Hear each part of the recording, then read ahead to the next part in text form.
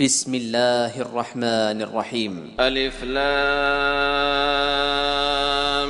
ميم. ذلك الكتاب لا ريب فيه هدى للمتقين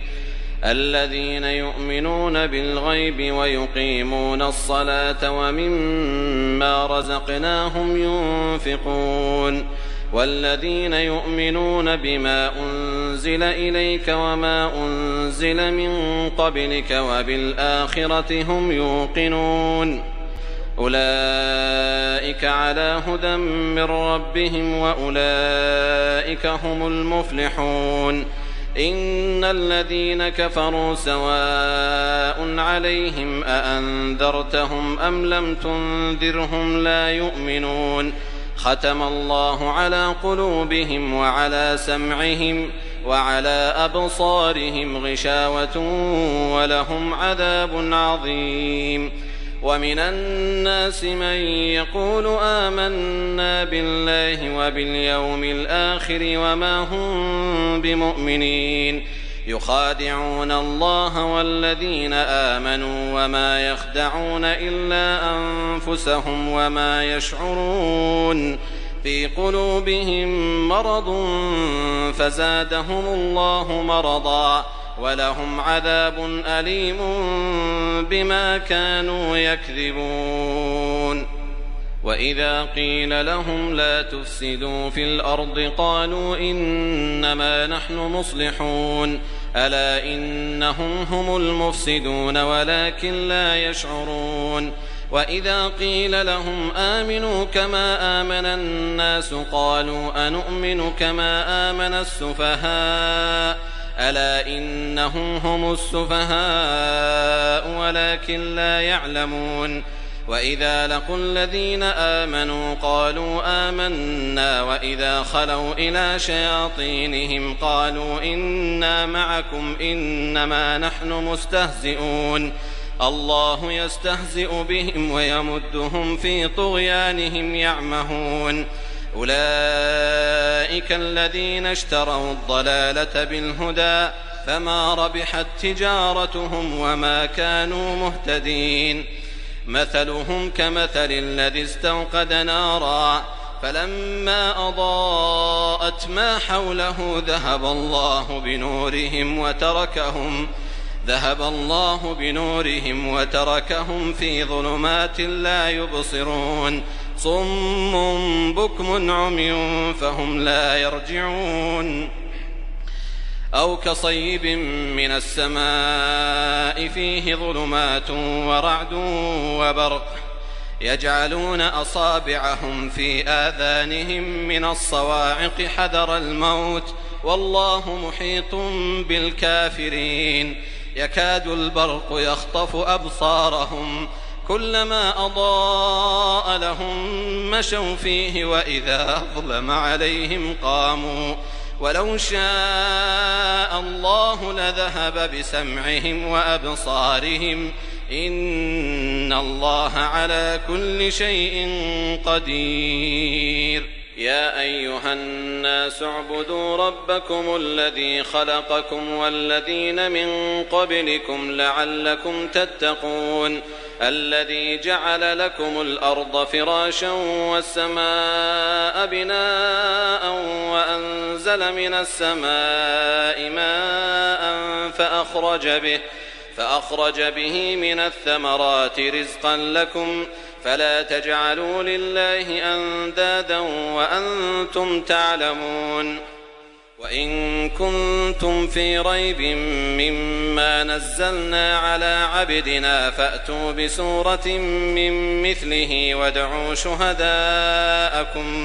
وادعوا شهداءكم من دون الله إن كنتم صادقين فإن لم تفعلوا ولن تفعلوا فاتقوا النار التي وقودها الناس والحجارة أعدت للكافرين وبشر الذين آمنوا وعملوا الصالحات أن لهم جنات تجري من تحتها الأنهار كلما رزقوا منها من ثمرة رزقا قالوا هذا الذي رزقنا من قبل وأتوا به متشابها ولهم فيها أزواج مطهرة وهم فيها خالدون. إن الله لا يستحيي أن يضرب مثلا ما بعوضة فما فوقها فأما الذين آمنوا فيعلمون أنه الحق من ربهم وأما الذين كفروا فيقولون ماذا أراد الله بهذا مثلا يضل به كثيرا ويهدي به كثيرا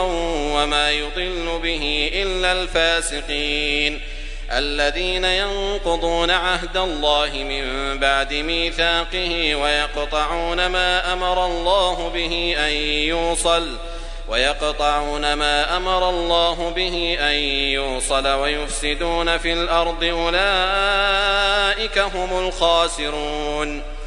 كيف تكفرون بالله وكنتم أمواتا فأحياكم ثم يميتكم ثم يحييكم ثم إليه ترجعون.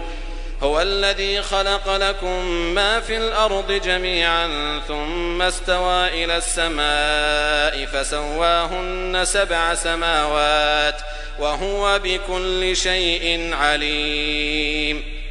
وإذ قال ربك للملائكة إني جاعل في الأرض خليفة قالوا أتجعل فيها من يفسد فيها ويسفك الدماء ونحن نسبح بحمدك ونقدس لك قال إني أعلم ما لا تعلمون. وعلم آدم الأسماء كلها ثم عرضهم على الملائكة فقال أنبئوني بأسماء هؤلاء إن كنتم صادقين. قالوا سبحانك لا علم لنا إلا ما علمتنا إنك أنت العليم الحكيم. قال يا آدم أنبئهم بأسمائهم فلما أنبأهم بأسمائهم قال ألم أقل لكم إني أعلم غيب السماوات والأرض وأعلم ما تبدون وما كنتم تكتمون. وإذ قلنا للملائكة اسجدوا لآدم فسجدوا إلا إبليس أبى واستكبر وكان من الكافرين. وقلنا يا آدم اسكن أنت وزوجك الجنة وكلا منها رغدا حيث شئتما ولا تقربا هذه الشجرة فتكونا من الظالمين. فأزلهما الشيطان عنها فأخرجهما مما كانا فيه وقلنا اهبطوا بعضكم لبعض عدو ولكم في الأرض مستقر ومتاع إلى حين. فتلقى آدم من ربه كلمات فتاب عليه إنه هو التواب الرحيم. قلنا اهبطوا منها جميعا فإما يأتينكم مني هدى فمن تبع هداي فلا خوف عليهم ولا هم يحزنون. والذين كفروا وكذبوا بآياتنا أولئك أصحاب النار هم فيها خالدون. يا بني إسرائيل اذكروا نعمتي التي أنعمت عليكم وأوفوا بعهدي أوف بعهدكم وإياي فارهبون. وآمنوا بما أنزلت مصدقا لما معكم ولا تكونوا أول كافر به ولا تشتروا بآياتي ثمنا قليلا وإياي فاتقون. ولا تلبسوا الحق بالباطل وتكتموا الحق وأنتم تعلمون. وأقيموا الصلاة وآتوا الزكاة واركعوا مع الراكعين. أتأمرون الناس بالبر وتنسون أنفسكم وأنتم تتلون الكتاب أفلا تعقلون. واستعينوا بالصبر والصلاة وإنها لكبيرة إلا على الخاشعين الذين يظنون أنهم ملاقو ربهم وأنهم إليه راجعون يا بني إسرائيل اذكروا نعمتي التي أنعمت عليكم وأني فضلتكم على العالمين واتقوا يوما لا تجزي نفس عن نفس شيئا ولا يقبل منها شفاعة ولا يؤخذ منها عدل ولا هم ينصرون وإذ نجيناكم من آل فرعون يسومونكم سوء العذاب يذبحون أبناءكم ويستحيون نساءكم وفي ذلكم بلاء من ربكم عظيم وإذ فرقنا بكم البحر فأنجيناكم وأغرقنا آل فرعون وأنتم تنظرون وإذ واعدنا موسى 40 ليلة ثم اتخذتم العجل من بعده وأنتم ظالمون ثم عفونا عنكم من بعد ذلك لعلكم تشكرون وإذ آتينا موسى الكتاب والفرقان لعلكم تهتدون وإذ قال موسى لقومه يا قوم إنكم ظلمتم أنفسكم باتخاذكم العجل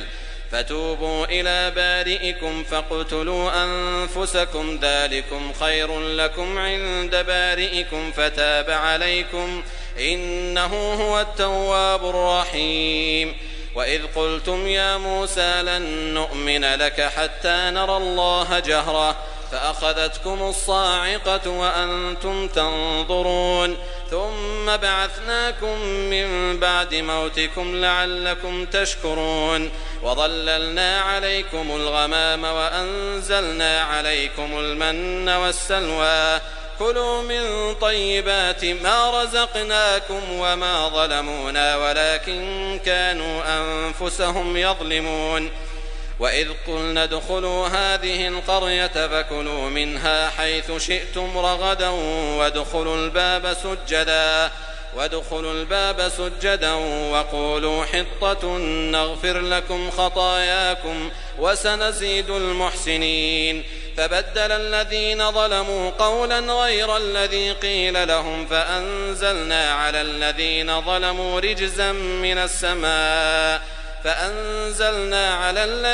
ظلموا رجزا من السماء بما كانوا يفسقون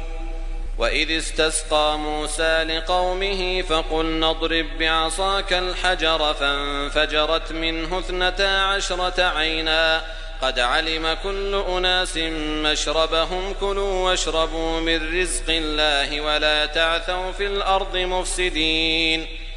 وإذ قلتم يا موسى لن نصبر على طعام واحد فادع لنا ربك يخرج لنا مما تنبت الأرض من بقلها وقثائها وفومها وعدسها وبصلها قال أتستبدلون الذي هو أدنى بالذي هو خير اهبطوا مصرا فإن لكم ما سألتم وضربت عليهم الذلة والمسكنة وباءوا بغضب من الله ذلك بأنهم كانوا يكفرون بآيات الله ويقتلون النبيين بغير الحق ذلك بما عصوا وكانوا يعتدون إن الذين آمنوا والذين هادوا والنصارى والصابئين من آمن بالله واليوم الآخر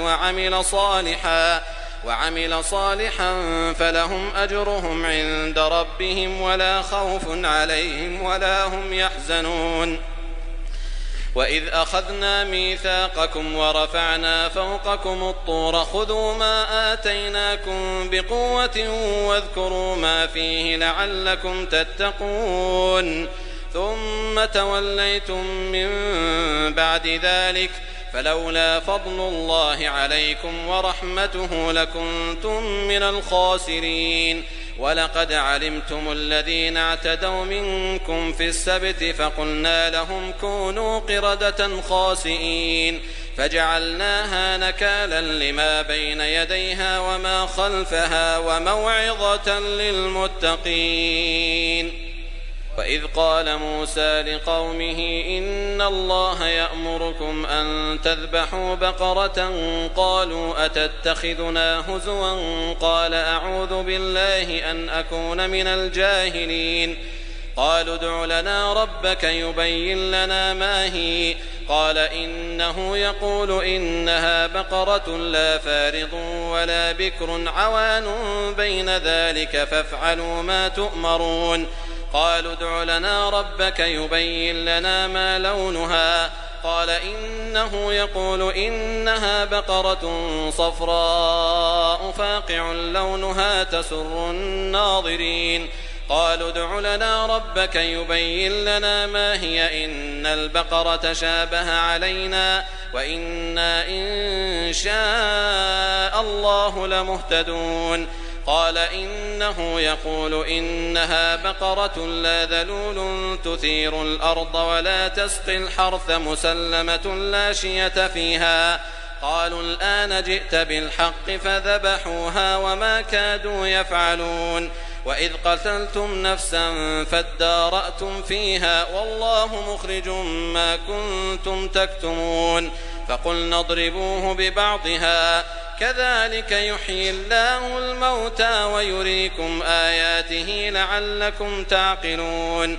ثم قست قلوبكم من بعد ذلك فهي كالحجارة أو أشد قسوة وإن من الحجارة لما يتفجر منه الأنهار وإن منها لما يشقق فيخرج منه الماء وإن منها لما يهبط من خشية الله وما الله بغافل عما تعملون. أفتطمعون أن يؤمنوا لكم وقد كان فريق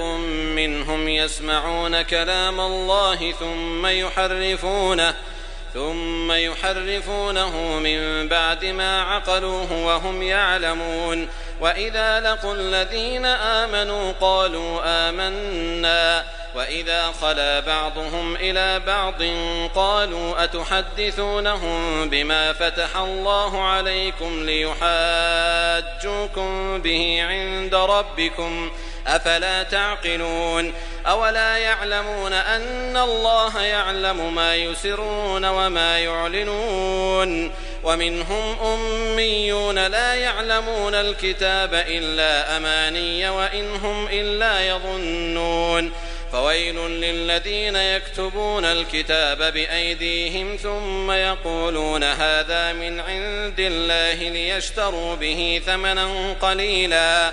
فويل لهم مما كتبت أيديهم وويل لهم مما يكسبون. وقالوا لن تمسنا النار إلا أياما معدودة قل أتخذتم عند الله عهدا فلن يخلف الله عهده أم تقولون على الله ما لا تعلمون. بلى من كسب سيئة وأحاطت به خطيئته فأولئك أصحاب النار هم فيها خالدون. والذين آمنوا وعملوا الصالحات أولئك أصحاب الجنة هم فيها خالدون. وإذ أخذنا ميثاق بني إسرائيل لا تعبدون إلا الله وبالوالدين إحسانا وذي القربى واليتامى والمساكين وقولوا للناس حسنا وأقيموا الصلاة وآتوا الزكاة ثم توليتم إلا قليلا منكم وأنتم معرضون. وإذ أخذنا ميثاقكم لا تسفكون دماءكم ولا تخرجون أنفسكم من دياركم ثم أقررتم وأنتم تشهدون. ثم أنتم هؤلاء تقتلون أنفسكم وتخرجون فريقا منكم من ديارهم تظاهرون عليهم بالإثم والعدوان وإن يأتوكم أسارى تفادوهم وهو محرم عليكم إخراجهم أفتؤمنون ببعض الكتاب وتكفرون ببعض فما جزاء من يفعل ذلك منكم إلا خزي في الحياة الدنيا ويوم القيامة يردون إلى أشد العذاب وما الله بغافل عما تعملون أولئك الذين اشتروا الحياة الدنيا بالآخرة فلا يخفف عنهم العذاب ولا هم ينصرون. ولقد آتينا موسى الكتاب وقفينا من بعده بالرسل وآتينا عيسى ابن مريم البينات وأيدناه بروح القدس أفكلما جاءكم رسول بما لا تهوى أنفسكم استكبرتم ففريقا كذبتم وفريقا تقتلون وقالوا قلوبنا غلف بل لعنهم الله بكفرهم فقليلا ما يؤمنون ولما جاءهم كتاب من عند الله مصدق لما معهم وكانوا من قبل يستفتحون على الذين كفروا فلما جاءهم ما عرفوا كفروا به فلعنة الله على الكافرين بئس ما اشتروا به أنفسهم أن يكفروا بما أنزل الله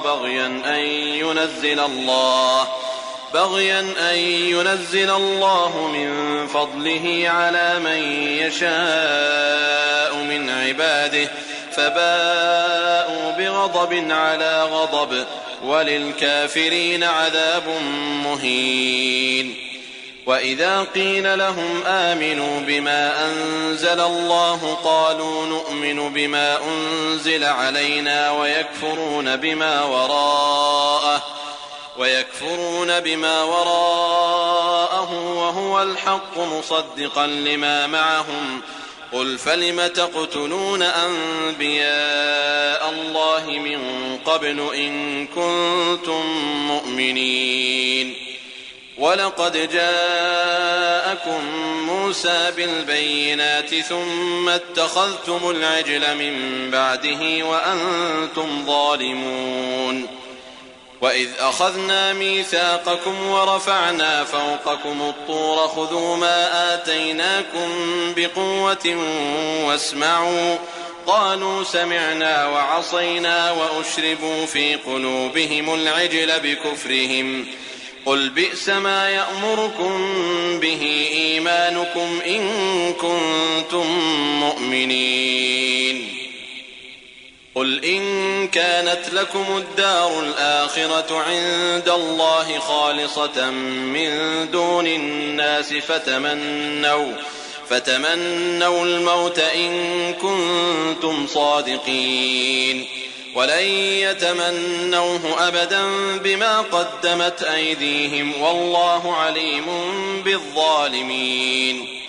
ولتجدنهم أحرص الناس على حياة ومن الذين أشركوا يود أحدهم لو يعمر 1000 سنة وما هو بمزحزحه من العذاب أن يعمر والله بصير بما يعملون قل من كان عدوا لجبريل فإنه نزله على قلبك بإذن الله مصدقا لما بين يديه وهدى وبشرى للمؤمنين من كان عدوا لله وملائكته ورسله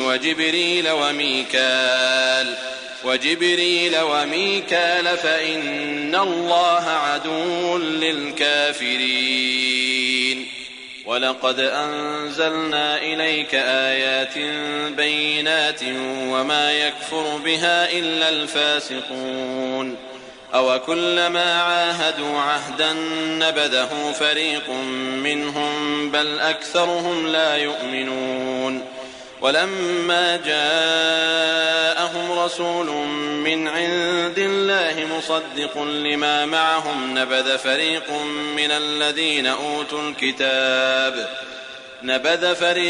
من الذين أوتوا الكتاب كتاب الله وراء ظهورهم كأنهم لا يعلمون واتبعوا ما تتلو الشياطين على ملك سليمان وما كفر سليمان ولكن الشياطين كفروا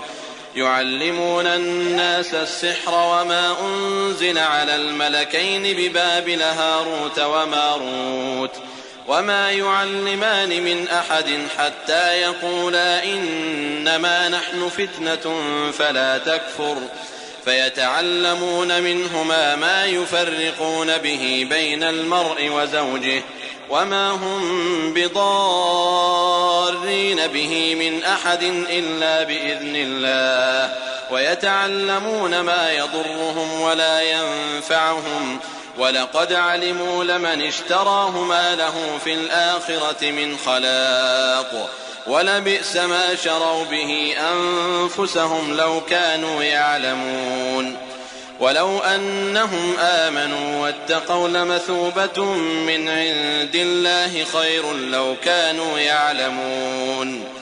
يا أيها الذين آمنوا لا تقولوا راعنا وقولوا انظرنا واسمعوا وللكافرين عذاب أليم ما يود الذين كفروا من أهل الكتاب ولا المشركين أن ينزل عليكم من خير من ربكم والله يختص برحمته من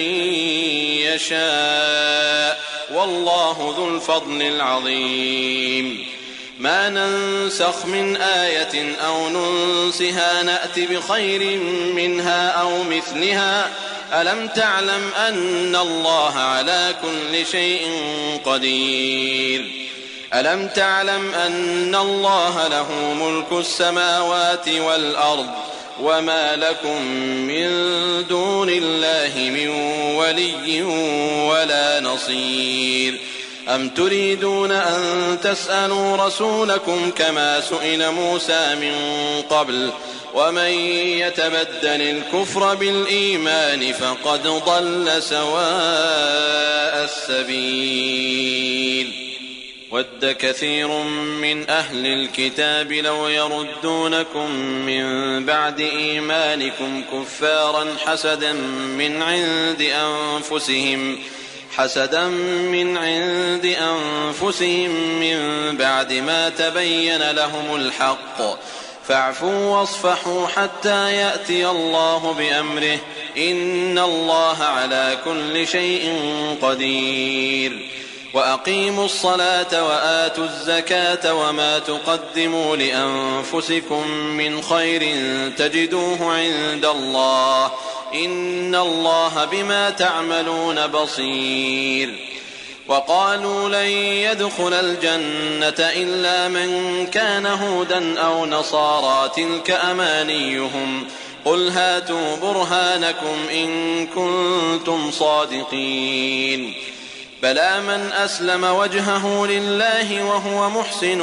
فله أجره عند ربه ولا خوف عليهم ولا هم يحزنون وقالت اليهود ليست النصارى على شيء وقالت النصارى ليست اليهود على شيء وهم يتلون الكتاب كذلك قال الذين لا يعلمون مثل قولهم فالله يحكم بينهم يوم القيامة فيما كانوا فيه يختلفون ومن أظلم ممن منع مساجد الله أن يذكر فيها اسمه وسعى في خرابها أولئك ما كان لهم أن يدخلوها إلا خائفين لهم في الدنيا خزي ولهم في الآخرة عذاب عظيم ولله المشرق والمغرب فأينما تولوا فثم وجه الله إن الله واسع عليم وقالوا اتخذ الله ولدا سبحانه بل له ما في السماوات والأرض كل له قانتون بديع السماوات والأرض وإذا قضى أمرا فإنما يقول له كن فيكون وقال الذين لا يعلمون لولا يكلمنا الله أو تأتينا آية كذلك قال الذين من قبلهم مثل قولهم تشابهت قلوبهم قد بينا الآيات لقوم يوقنون إنا أرسلناك بالحق بشيرا ونذيرا ولا تسأل عن أصحاب الجحيم ولن ترضى عنك اليهود ولا النصارى حتى تتبع ملتهم قل إن هدى الله هو الهدى ولئن اتبعت أهواءهم بعد الذي جاءك من العلم ما لك من الله من ولي ولا نصير الذين آتيناهم الكتاب يتلونه حق تلاوته أولئك يؤمنون به ومن يكفر به فأولئك هم الخاسرون يا بني إسرائيل اذكروا نعمتي التي أنعمت عليكم وأني فضلتكم على العالمين واتقوا يوما لا تجزي نفس عن نفس شيئا ولا يقبل منها عدل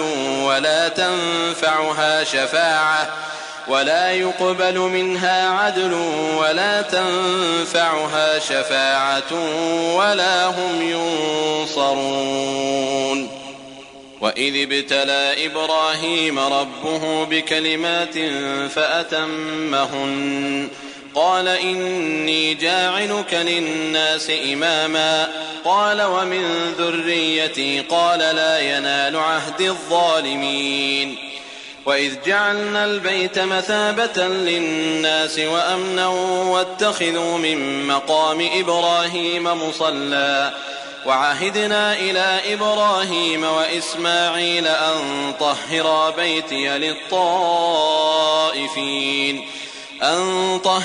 بيتي للطائفين والعاكفين والركع السجود وإذ قال إبراهيم رب اجعل هذا بلدا آمنا وارزق أهله من الثمرات من آمن منهم بالله واليوم الآخر قال ومن كفر فأمتعه قليلا ثم أضطره إلى عذاب النار وبئس المصير وإذ يرفع إبراهيم القواعد من البيت وإسماعيل ربنا تقبل منا إنك أنت السميع العليم ربنا واجعلنا مسلمين لك ومن ذريتنا أمة مسلمة لك وأرنا مناسكنا وتب علينا إنك أنت التواب الرحيم ربنا وابعث فيهم رسولا منهم يتلو عليهم آياتك ويعلمهم الكتاب والحكمة ويزكيهم إنك أنت العزيز الحكيم ومن يرغب عن ملة إبراهيم إلا من سفه نفسه ولقد اصطفيناه في الدنيا وإنه في الآخرة لمن الصالحين إذ قال له ربه أسلم قال أسلمت لرب العالمين ووصى بها إبراهيم بنيه ويعقوب يا بني إن الله اصطفى لكم الدين فلا تموتن إلا وأنتم مسلمون أم كنتم شهداء إذ حضر يعقوب الموت إذ قال لبنيه ما تعبدون من بعدي قالوا نعبد إلهك وإله آبائك إبراهيم وإسماعيل وإسحاق إلها واحدا ونحن له مسلمون تلك أمة قد خلت لها ما كسبت ولكم ما كسبتم ولا تسألون عما كانوا يعملون.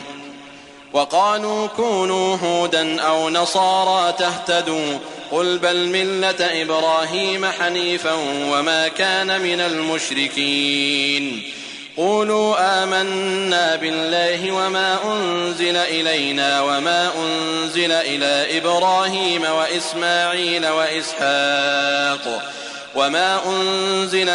إبراهيم وإسحاق ويعقوب والأسباط وما أوتي موسى وعيسى وما أوتي النبيون من ربهم لا نفرق بين أحد منهم ونحن له مسلمون. فإن آمنوا بمثل ما آمنتم به فقد اهتدوا وإن تولوا فإنما هم في شقاق فسيكفيكهم الله وهو السميع العليم. صبغة الله ومن أحسن من الله صبغة ونحن له عابدون. قل أتحاجوننا في الله وهو ربنا وربكم ولنا أعمالنا ولكم أعمالكم ونحن له مخلصون.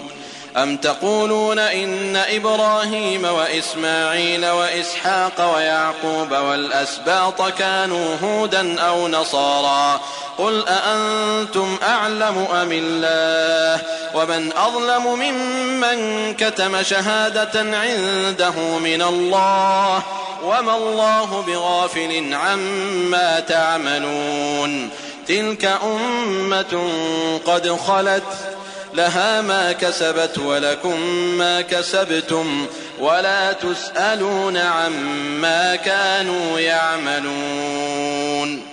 سيقول السفهاء من الناس ما ولاهم عن قبلتهم التي كانوا عليها قل لله المشرق والمغرب يهدي من يشاء إلى صراط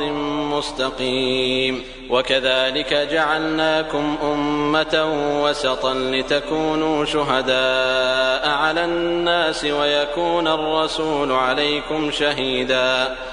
وما جعلنا القبلة التي كنت عليها إلا لنعلم من يتبع الرسول ممن ينقلب على عقبيه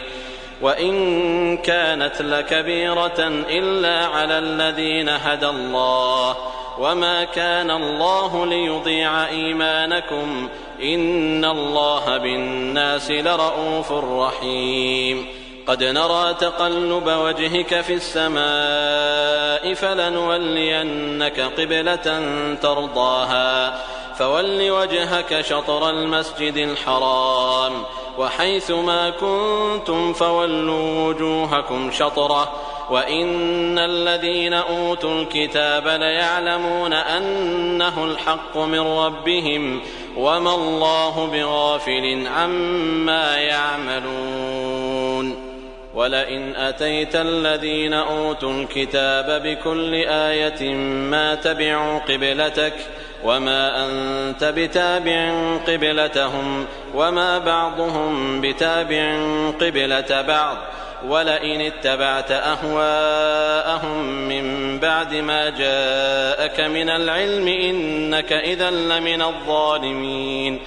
الذين آتيناهم الكتاب يعرفونه كما يعرفون أبناءهم وإن فريقا منهم ليكتمون الحق وهم يعلمون. الحق من ربك فلا تكونن من الممترين. ولكل وجهة هو موليها فاستبقوا الخيرات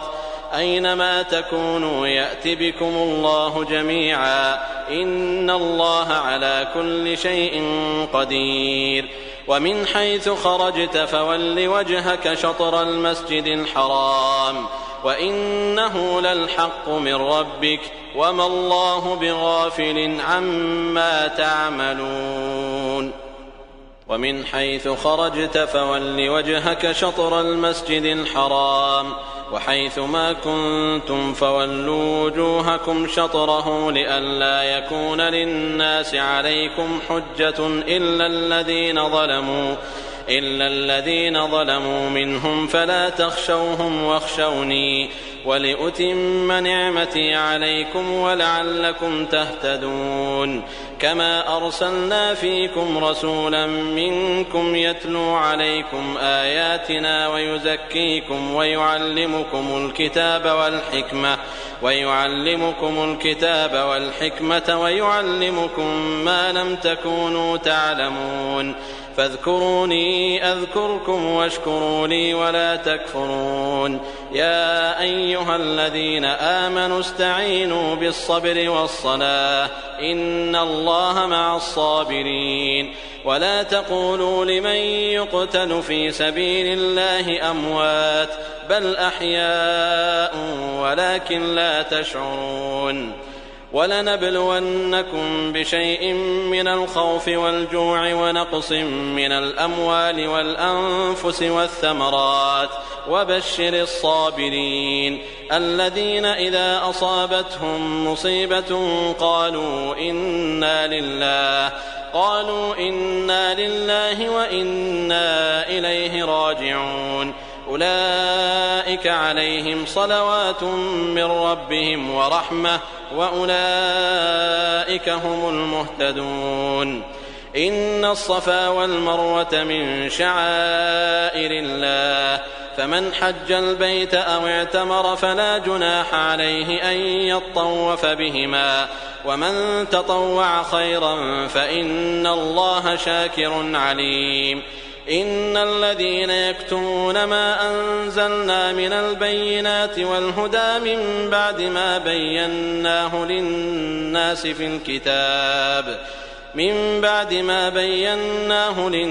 في الكتاب أولئك يلعنهم الله ويلعنهم اللاعنون إلا الذين تابوا وأصلحوا وبينوا فأولئك أتوب عليهم وأنا التواب الرحيم إن الذين كفروا وماتوا وهم كفار أولئك عليهم لعنة الله والملائكة والناس أجمعين خالدين فيها لا يخفف عنهم العذاب ولا هم ينظرون وإلهكم إله واحد لا إله إلا هو الرحمن الرحيم إن في خلق السماوات والأرض واختلاف الليل والنهار والفلك التي تجري في البحر بما ينفع الناس وما أنزل الله من السماء من ماء فأحيا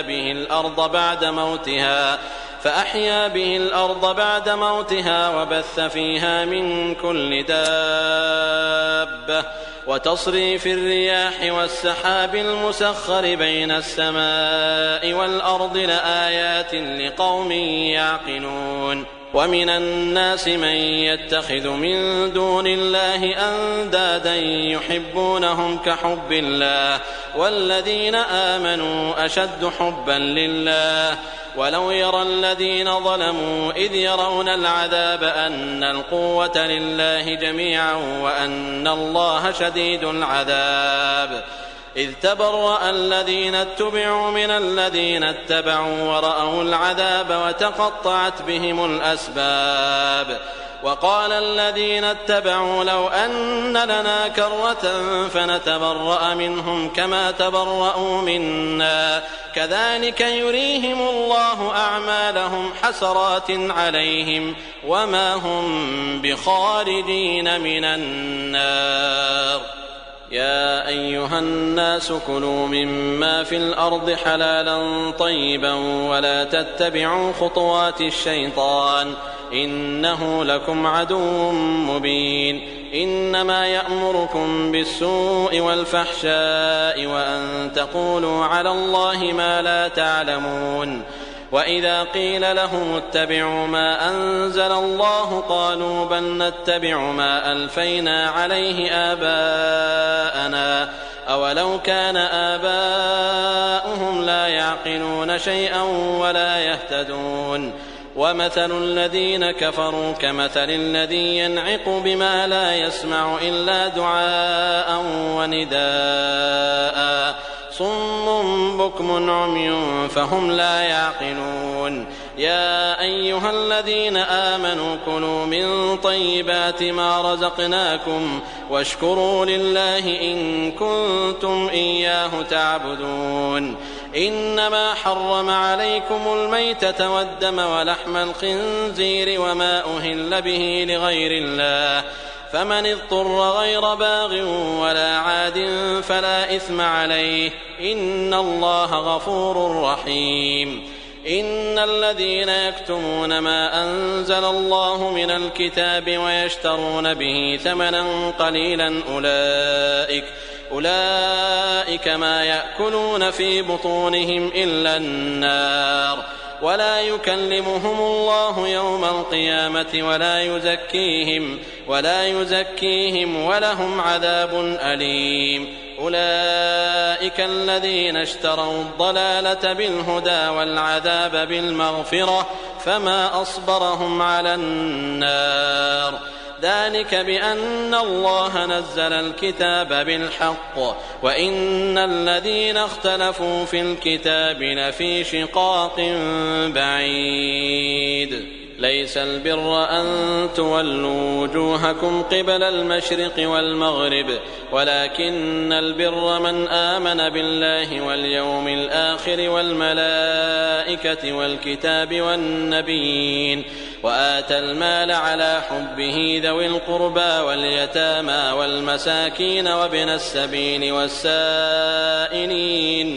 والسائلين وفي الرقاب وأقام الصلاة وآتى الزكاة والموفون بعهدهم إذا عاهدوا والصابرين في البأساء والضراء وحين البأس أولئك الذين صدقوا وأولئك هم المتقون يا أيها الذين آمنوا كتب عليكم القصاص في القتلى الحر بالحر والعبد بالعبد والأنثى بالأنثى فمن عفي له من أخيه شيء فاتباع بالمعروف وأداء إليه بإحسان ذلك تخفيف من ربكم ورحمة فمن اعتدى بعد ذلك فله عذاب أليم ولكم في القصاص حياة يا أولي الألباب لعلكم تتقون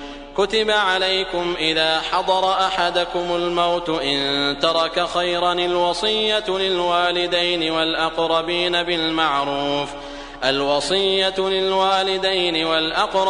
بالمعروف حقا على المتقين فمن بدله بعدما سمعه فإنما إثمه على الذين يبدلونه إن الله سميع عليم فمن خاف من موص جنفا أو إثما فأصلح بينهم فلا إثم عليه إن الله غفور رحيم يا أيها الذين آمنوا كتب عليكم الصيام كما كتب على الذين من قبلكم لعلكم تتقون أياما معدودات فمن كان منكم مريضا أو على سفر فعدة من أيام أخر وعلى الذين يطيقونه فدية طعام مسكين فمن تطوع خيرا فهو خير له وأن تصوموا خير لكم إن كنتم تعلمون شهر رمضان الذي أنزل فيه القرآن هدى للناس وبينات من الهدى والفرقان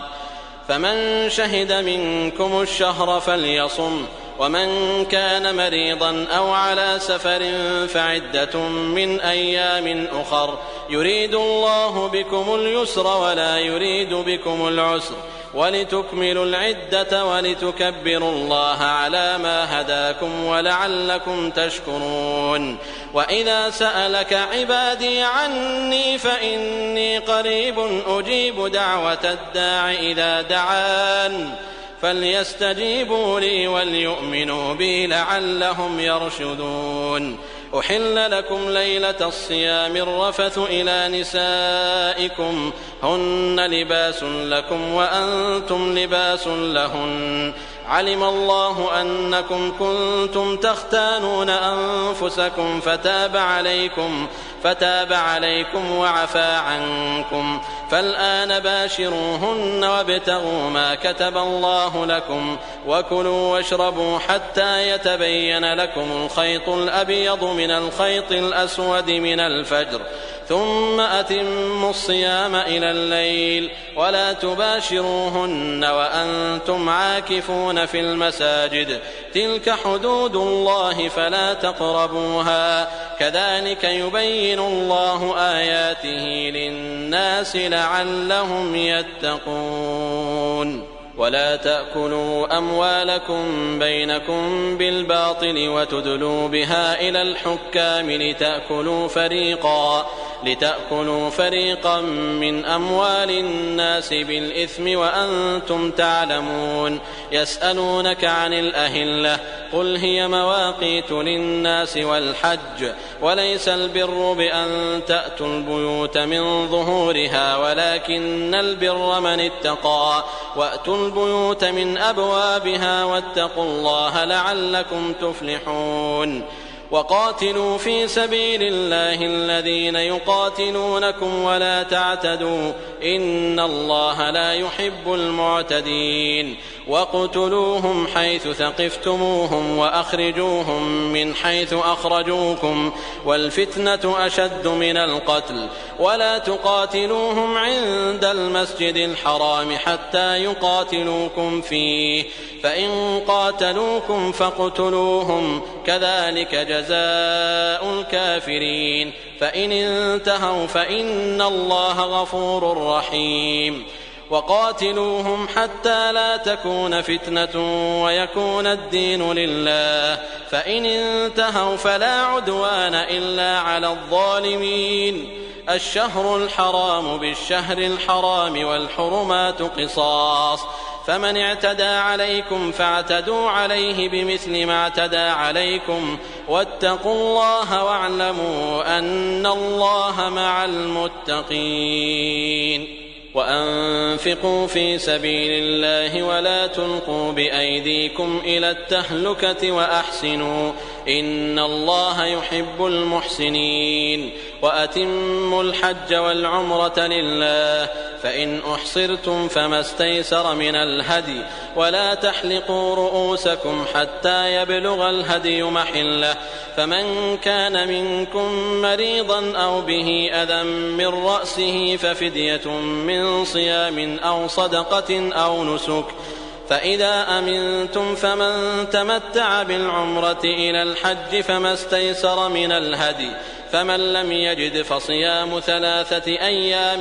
في الحج و7 إذا رجعتم، تلك 10 كاملة، ذلك لمن لم يكن أهله حاضر المسجد الحرام. واتقوا الله واعلموا أن الله شديد العقاب. الحج أشهر معلومات، فمن فرض فيهن الحج فلا رفث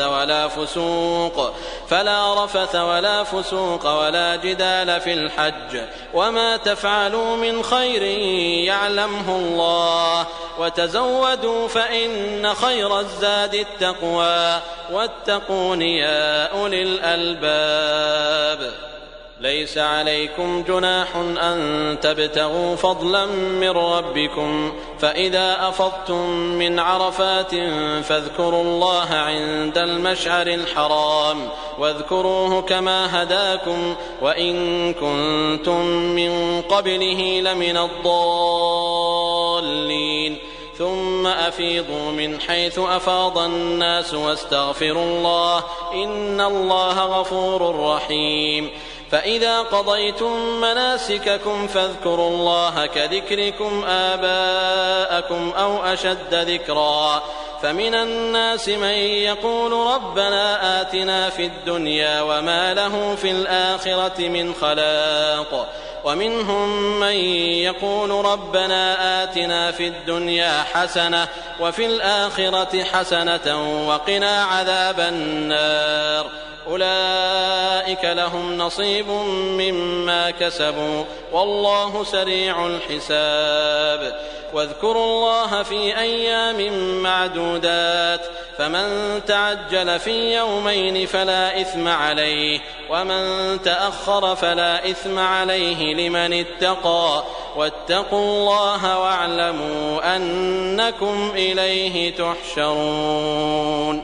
ومن الناس من يعجبك قوله في الحياة الدنيا ويشهد الله على ما في قلبه وهو ألد الخصام وإذا تولى سعى في الأرض ليفسد فيها ويهلك الحرث والنسل والله لا يحب الفساد. وإذا قيل له اتق الله أخذته العزة بالإثم فحسبه جهنم ولبئس المهاد. ومن الناس من يشري نفسه ابتغاء مرضات الله والله رؤوف بالعباد. يا أيها الذين آمنوا ادخلوا في السلم كافة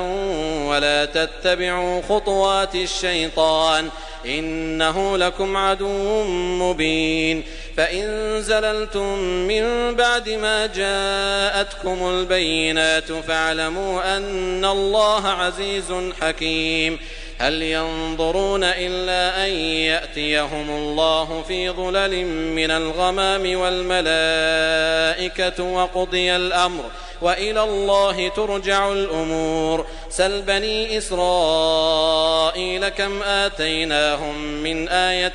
بينة ومن يبدل نعمة الله من بعد ما جاءته فإن الله شديد العقاب. زين للذين كفروا الحياة الدنيا ويسخرون من الذين آمنوا والذين اتقوا فوقهم يوم القيامة والله يرزق من يشاء بغير حساب.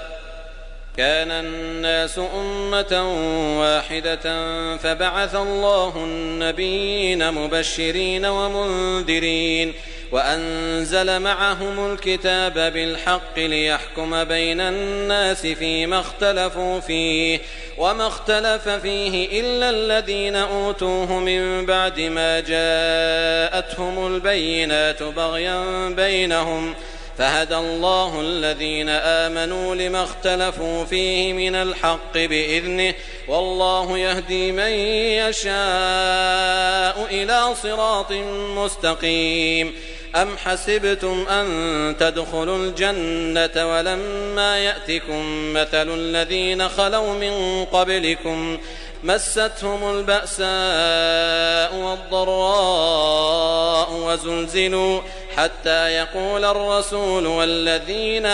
آمنوا معه متى نصر الله ألا إن نصر الله قريب. يسألونك ماذا ينفقون قل ما أنفقتم من خير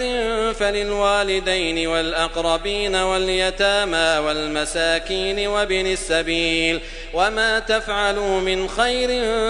فإن الله به عليم. كتب عليكم القتال وهو كره لكم وعسى أن تكرهوا شيئا وهو خير لكم وعسى أن تحبوا شيئا وهو شر لكم والله يعلم وأنتم لا تعلمون. يسألونك عن الشهر الحرام قتال فيه قل قتال فيه كبير وصد عن سبيل الله وكفر به والمسجد الحرام وإخراج أهله منه أكبر عند الله والفتنة أكبر من القتل ولا يزالون يقاتلونكم حتى يردوكم عن دينكم إن استطاعوا ومن يرتدد منكم عن دينه فيمت وهو كافر فأولئك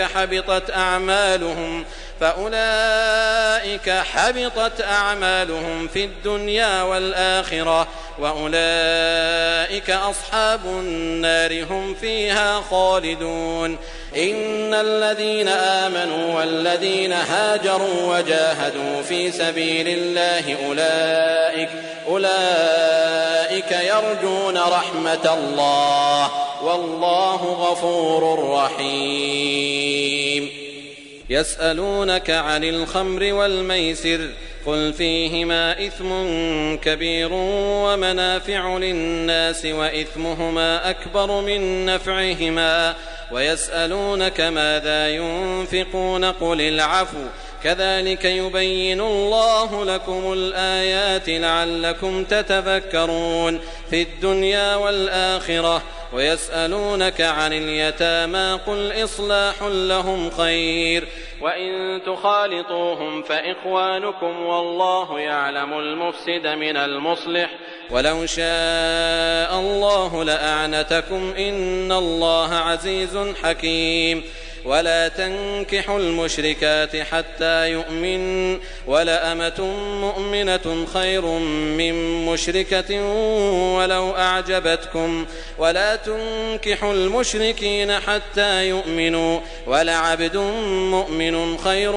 من مشرك ولو أعجبكم أولئك يدعون إلى النار والله يدعو إلى الجنة والمغفرة بإذنه ويبين آياته للناس لعلهم يتذكرون. ويسألونك عن المحيض قل هو أذى فاعتزلوا النساء في المحيض ولا تقربوهن حتى يطهرن فإذا تطهرن فأتوهن من حيث أمركم الله إن الله يحب التوابين ويحب المتطهرين. نساؤكم حرث لكم فأتوا حرثكم أنى شئتم وقدموا لأنفسكم واتقوا الله واعلموا أنكم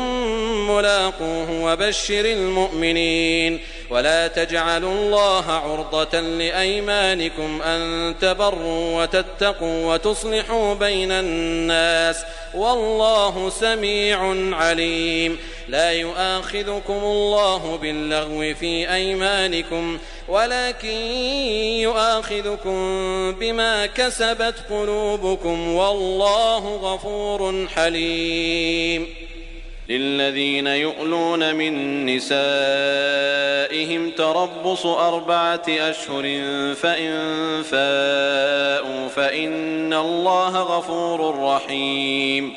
وإن عزموا الطلاق فإن الله سميع عليم. والمطلقات يتربصن بأنفسهن 3 قروء ولا يحل لهن أن يكتمن ما خلق الله في أرحامهن إن كن يؤمن بالله واليوم الآخر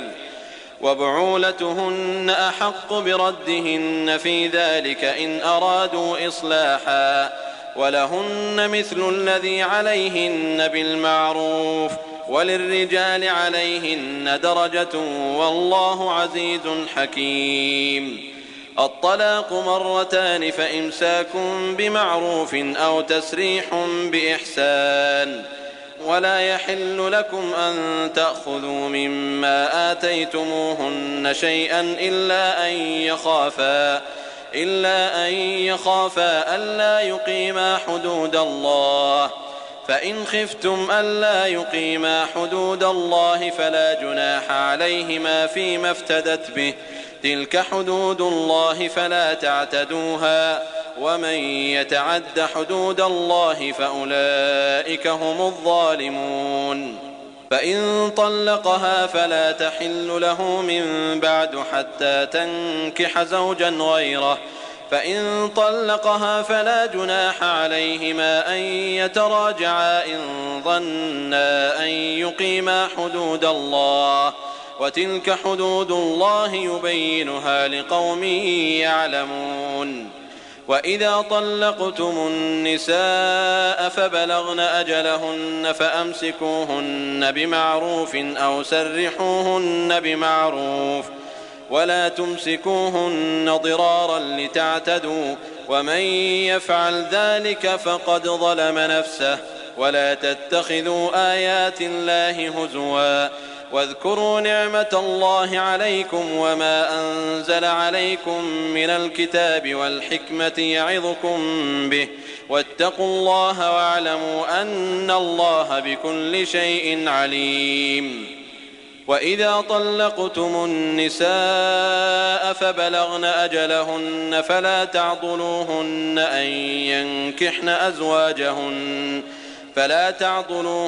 أن ينكحن أزواجهن إذا تراضوا بينهم بالمعروف، ذلك يوعظ به من كان منكم يؤمن بالله واليوم الآخر، ذلكم أزكى لكم وأطهر، والله يعلم وأنتم لا تعلمون. والوالدات يرضعن أولادهن حولين كاملين لمن أراد أن يتم الرضاعة، وعلى المولود له رزقهن وكسوتهن بالمعروف، لا تكلف نفس إلا وسعها، لا تضار والدة بولدها ولا مولود له بولده، وعلى الوارث مثل ذلك، فإن أرادا فصالا عن تراض منهما وتشاور فلا جناح عليهما. وإن أردتم أن تسترضعوا أولادكم فلا جناح عليكم إذا سلمتم ما آتيتم بالمعروف، واتقوا الله واعلموا أن الله بما تعملون بصير. والذين يتوفون منكم ويذرون أزواجا يتربصن بأنفسهن 4 أشهر و10، فإذا بلغن أجلهن فلا جناح عليكم فيما فعلن في أنفسهن بالمعروف، والله بما تعملون خبير. ولا جناح عليكم فيما عرضتم به من خطبة النساء أو أكننتم في أنفسكم، علم الله أنكم ستذكرونهن ولكن لا تواعدوهن سرا إلا أن تقولوا قولا معروفا، ولا تعزموا عقدة النكاح حتى يبلغ الكتاب أجله، واعلموا أن الله يعلم ما في أنفسكم فاحذروه، واعلموا أن الله غفور حليم. لا جناح عليكم إن طلقتم النساء ما لم تمسوهن أو تفرضوا لهن فريضة، ومتعوهن على الموسع قدره وعلى المقتر قدره متاعا بالمعروف حقا على المحسنين. وإن طلقتموهن من قبل أن تمسوهن وقد فرضتم لهن فريضة فنصف ما فرضتم إلا أن يعفون أو يعفو الذي بيده عقدة النكاح، وأن تعفوا أقرب للتقوى، ولا تنسوا الفضل بينكم، إن الله بما تعملون بصير. حافظوا على الصلوات والصلاة الوسطى وقوموا لله قانتين. فإن خفتم فرجالا أو ركبانا، فإذا أمنتم فاذكروا الله كما علمكم ما لم تكونوا تعلمون. والذين يتوفون منكم ويذرون أزواجا وصية لأزواجهم متاعا إلى الحول غير إخراج، فإن خرجن فلا جناح عليكم فيما فعلن في أنفسهن من معروف، والله عزيز حكيم. وللمطلقات متاع بالمعروف حقا على المتقين، كذلك يبين الله لكم آياته لعلكم تعقلون. ألم تر إلى الذين خرجوا من ديارهم وهم ألوف حذر الموت فقال لهم الله موتوا ثم أحياهم، إن الله لذو فضل على الناس ولكن أكثر الناس لا يشكرون. وقاتلوا في سبيل الله واعلموا أن الله سميع عليم. من ذا الذي يقرض الله قرضا حسنا فيضاعفه له أضعافا كثيرة والله يقبض ويبسط وإليه ترجعون. ألم تر إلى الملأ من بني إسرائيل من بعد موسى إذ قالوا لنبي لهم ابعث لنا ملكا نقاتل في سبيل الله قال هل عسيتم إن كتب عليكم القتال ألا تقاتلوا قالوا وما لنا ألا نقاتل في سبيل الله وقد أخرجنا من ديارنا وأبنائنا فلما كتب عليهم القتال تولوا إلا قليلا منهم والله عليم بالظالمين.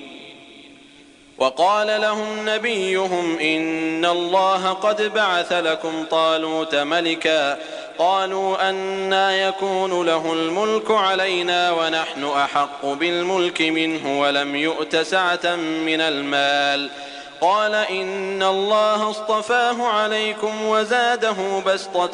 في العلم والجسم والله يؤتي ملكه من يشاء والله واسع عليم.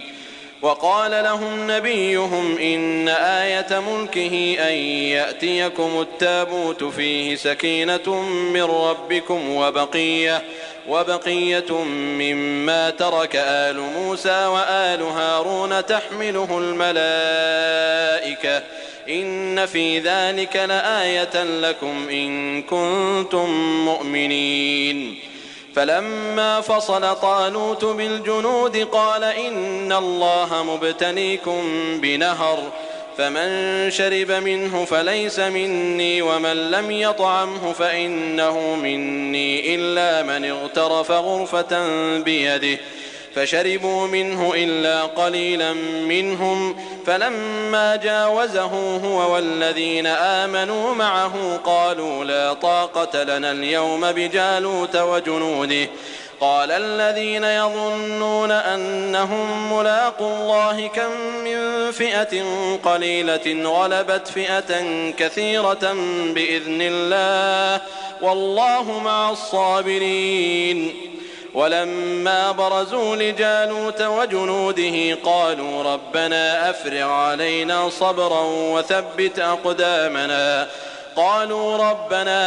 علينا صبرا وثبت أقدامنا وانصرنا على القوم الكافرين فهزموهم بإذن الله وقتل داود جالوت وآتاه الله الملك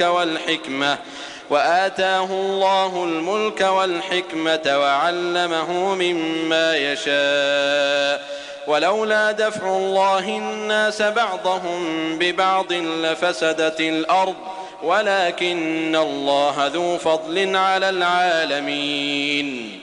تلك آيات الله نتلوها عليك بالحق وإنك لمن المرسلين. تلك الرسل فضلنا بعضهم على بعض منهم من كلم الله ورفع بعضهم درجات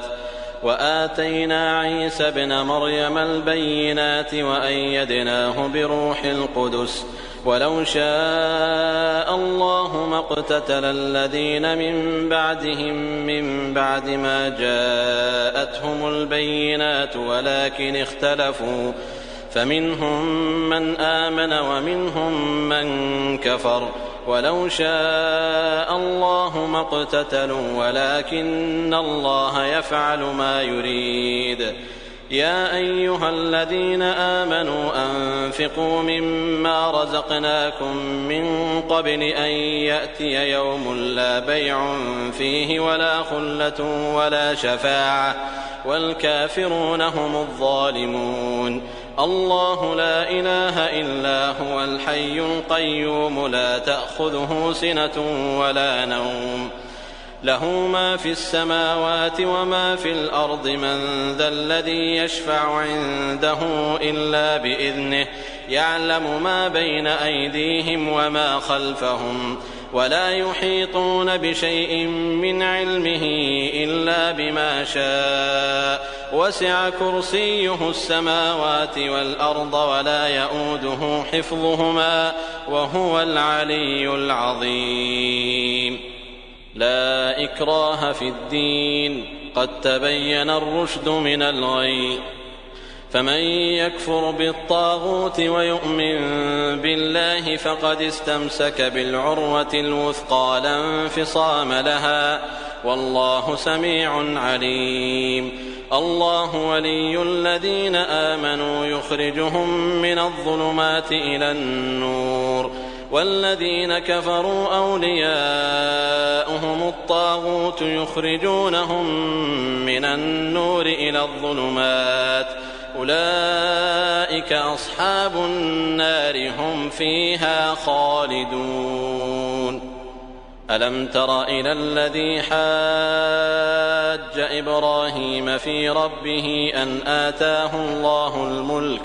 إذ قال إبراهيم ربي الذي يحيي ويميت قال أنا أحيي وأميت قال إبراهيم فإن الله يأتي بالشمس من المشرق فأت بها من المغرب فبهت الذي كفر والله لا يهدي القوم الظالمين. أو كالذي مر على قرية وهي خاوية على عروشها قال أنى يحيي هذه الله بعد موتها فأماته الله 100 عام ثم بعثه قال كم لبثت قال لبثت يوما أو بعض يوم قال بل لبثت 100 عام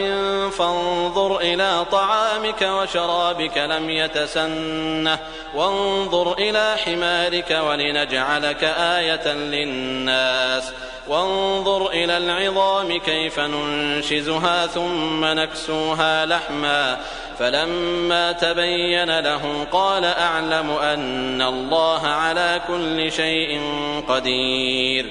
وإذ قال إبراهيم رب أرني كيف تحيي الموتى قال أولم تؤمن قال بلى ولكن ليطمئن قلبي قال فخذ 4 من الطير فصرهن إليك ثم اجعل على كل جبل منهن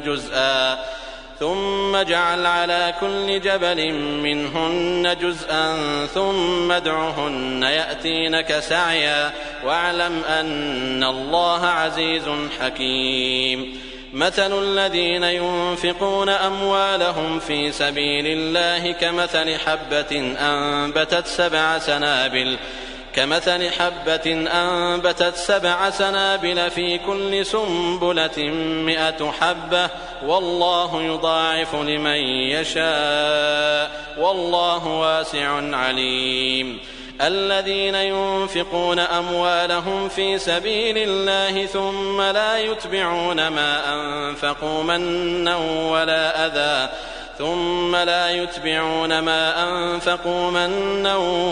أذى لهم أجرهم عند ربهم ولا خوف عليهم ولا هم يحزنون. قول معروف ومغفرة خير من صدقة يتبعها أذى والله غني حليم.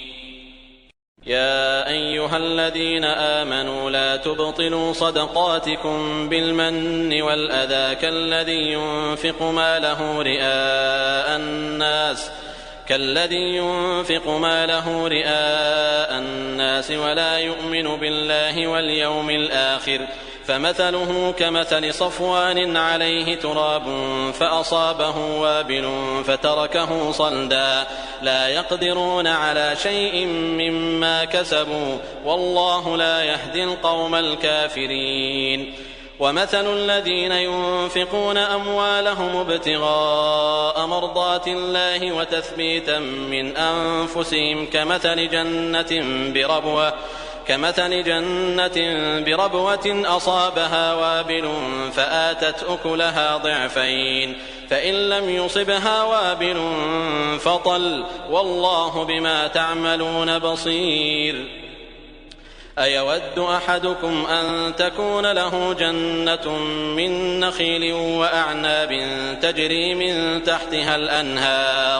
تجري من تحتها الأنهار له فيها من كل الثمرات وأصابه الكبر وله ذرية ضعفاء فأصابها إعصار فيه نار فاحترقت كذلك يبين الله لكم الآيات لعلكم تتفكرون يا أيها الذين آمنوا أنفقوا من طيبات ما كسبتم ومما أخرجنا لكم من الأرض ولا تيمموا الخبيث منه تنفقون ولستم بآخذيه إلا أن تغمضوا فيه واعلموا أن الله غني حميد الشيطان يعدكم الفقر ويأمركم بالفحشاء والله يعدكم مغفرة